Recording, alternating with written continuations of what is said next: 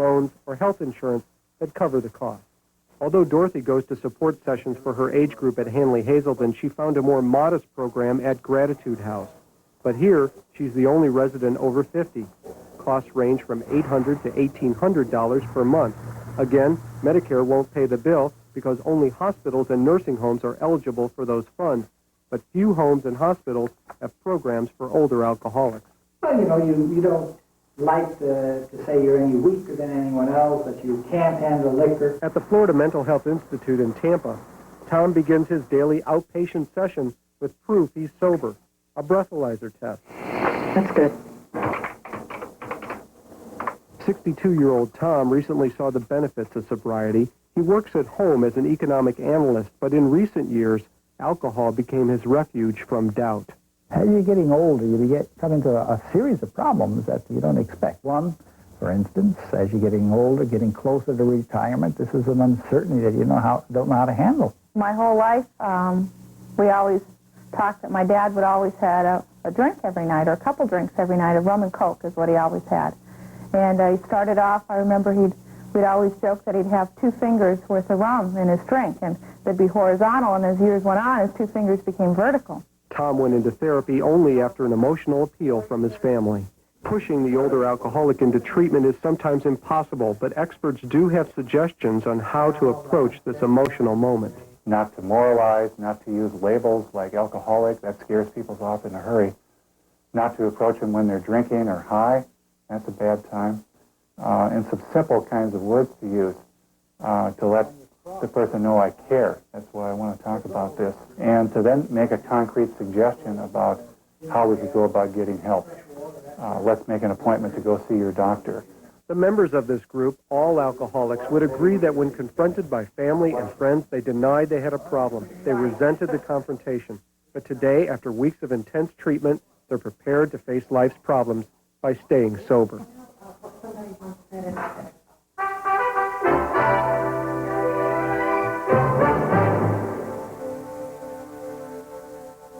Finally tonight, we celebrate this season of commencement with a commencement conversation. It's with Rutgers political scientist Benjamin Barber, who believes that education in America can provide an aristocracy of everyone. Dr. Barber, you've described America as being at a gigantic turning point, as being in the middle of a historic transition. What did you mean by that? Well, we're a nation that's 200 years old, and I think we really face a crossroads in the American future, because we face a time when we have to decide whether we want to have a future and what kind of a future it's going to be, whether it's going to be democratic, whether our children are going to play a role in that future, or whether we're going to be satisfied with the first 200 years and more or less let things come to a halt. Just what is at stake? Most profoundly, I think our liberties are at stake. American democracy, American liberties. Those have been tied up with the American dream. The American dream is not just about making money, making a place in the sun for you or your children. I've noticed in the last years, again, perhaps even since the war, but particularly in the last 10 or 15 years, there's a great and profound emphasis in America on rights. Everybody knows about their rights as against everybody else, against the government, against other people. Almost nobody has been talking until just recently about responsibilities, about obligations. Now, the Bill of Rights, the American Bill of Rights, is a piece of paper. James Madison called it paper parchments of no real use at all to secure liberty unless it's backed up by the substance of citizenship, of citizens taking responsibility for themselves, not blaming others, being involved in the decisions that affect their lives. And that's the sense, I think, in which the balance between rights and responsibilities has been lost, and the sense that we are citizens who are ourselves responsible for the future of America. That's been lost, too. We wait around for new leaders. Now I think we're waiting for President Clinton to solve our problems. We have a new leader, we sit back, we watch, without remembering that without the rest of America, for all the best of intentions, President Clinton and his administration can do nothing. The danger is Americans get involved during elections and then go back to their private lives, wait for 4 years, and then, if they want, throw the rascals out and start over again. But it's continuing involvement that I'm looking for. Where do you see this abdication of responsibility? And give me some concrete examples. I mean, the most graphic thing I think I notice is the unwillingness of people around the country to pay the taxes to support their local schools. Many people say, I'm not a parent, or I'm not a parent anymore, or my children have left school. That's not my responsibility. As if a pay or play, pay as you go, is the basis for the education of young Americans. We can't educate America selectively. We can't permit those with advantages and with resources to be educated and to let the rest of America go down the drain. We rise or fall as a single national community, and it's that we don't seem to understand, and it's that our rights, which are kind of knives that cut us off from our identity and membership in the American nation, that's the problem, I think, with rights. What is the basic premise of your book, An Aristocracy of Everyone? The premise is that in a democracy which offers adequate resources to its schools, there need not be a tension and incompatibility between excellence and egalitarianism, that it's possible to offer everybody access to the community of excellence through schooling that democracy promises. It's only in societies that refuse to allocate equitably their resources that excellence is the privilege of the few and mediocrity the lot of the many. There are two ways of thinking about egalitarianism in a democracy. One is that it means leveling, finding a lowest common denominator, dumbing down students, slowing down students, making everybody walk at the pace of the slowest. But the ideal democracy is one in which we elevate. We don't dumb down. We help everybody reach the same high level. That's why I like to talk about an aristocracy, excellence, but an aristocracy of everyone. An aristocracy in which oxymoron? It is exactly an oxymoron if we think that only a few are capable of excellence, and if we think our society can only afford to help a few who are already well off, who are already privileged by reason of birth or class or wealth or the family they come from. The American challenge is to make the opportunity for excellence available to everyone.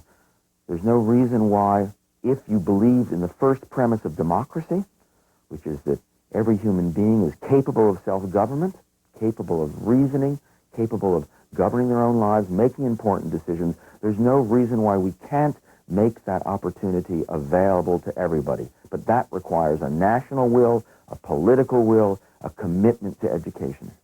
What kind of resources are you talking about, and where would you target them? First of all, and most importantly, resources for teachers' salaries that will make teaching one of the highest status and most desirable professions in America. Right now, young people simply don't, the best and brightest young people, they go for MBAs, they go to become lawyers, investment bankers, doctors. They don't go into teaching, not because they wouldn't love the idea of teaching, but because it simply doesn't begin to pay competitive salaries. You pay kindergarten teachers $75,000 a year for the first year, which is what corporate lawyers get in their first year, and I guarantee you'll have some of the best young Americans in kindergarten working hard, and you'll be educating, you'll be starting young people out on a road to education that's important. You'll also be sending a message to the kids in those schools that their teachers are among the highest status Americans, and then maybe they'll listen to what they're being taught. Right now, they're taught by what the society tells them not to listen to their teachers, because the society says these teachers aren't worth much. We're not going to pay them much. We're not going to treat them very well. So the kids hear that lesson and say, why should we listen to what they're saying? The society doesn't really believe in it. What about the idea, advanced, that part of the reason why our colleges are now emphasizing vocational education is that so many of our young people arrive at college now, many of them not really able to speak English, in part because that's not their first language, in part because some of them haven't been well educated, even English speakers. And that argument goes that that's why colleges have been turned into remedial institutions. What's your sense of that? There's some truth in that, but there's also a lot of exaggeration. One of the things that bothers me is that the debates about the canon, about multiculturalism, about English as a first language, proceed as if there's a single course, a single year, a single set of educational decisions, and those make the whole life of a student. And education lasts 15, 18 years if people go through college. We have time. Education is a developmental strategy. There's no reason why we can't start with children coming in from Korea or from Latin America with 2 languages in a classroom and work towards English as a primary language. There's no reason why we can't honor difference at one stage in the education of young people and at another stage talk about what it is that holds us together, the constitutional fabric and the political institutions. We don't have to do it all at once. It's not A or B, on or off, yes or no. There's room in an education that has the resources it needs to do it for a developmental evolutionary strategy that I think can permit young immigrant children from Asia and from Latin America and from Mexico to find their way gradually into an American system. They don't have to be there when they're 8 or when they're 12. We want them there when they're 18 and voting. That gives us about 14, 15 years to do it. You know, Theodore White has written about America being held together by ideas, and that those ideas produced a culture of hope. And yet there seems to be so much, if not despair, anxiety about the future.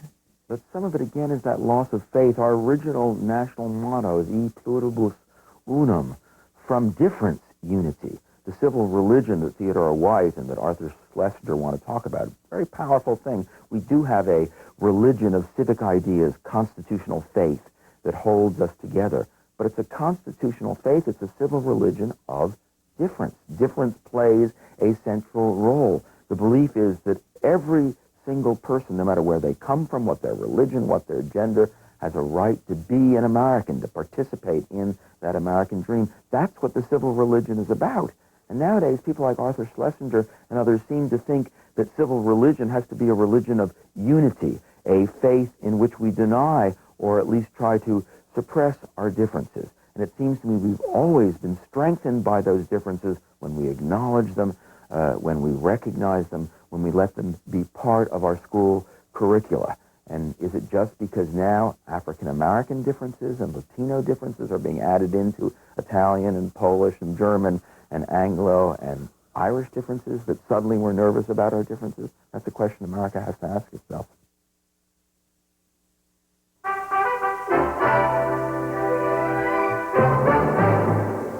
Again, the major stories of this Tuesday. President Clinton campaigned for his economic plan among congressional Democrats.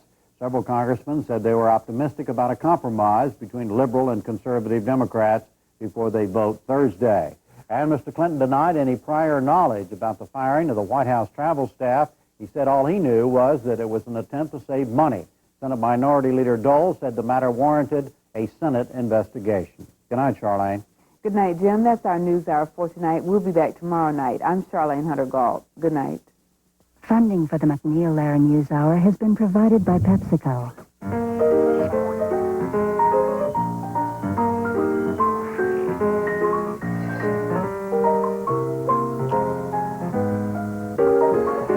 PepsiCo.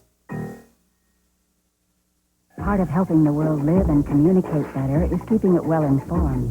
That's why funding for the NewsHour is also provided by AT&T.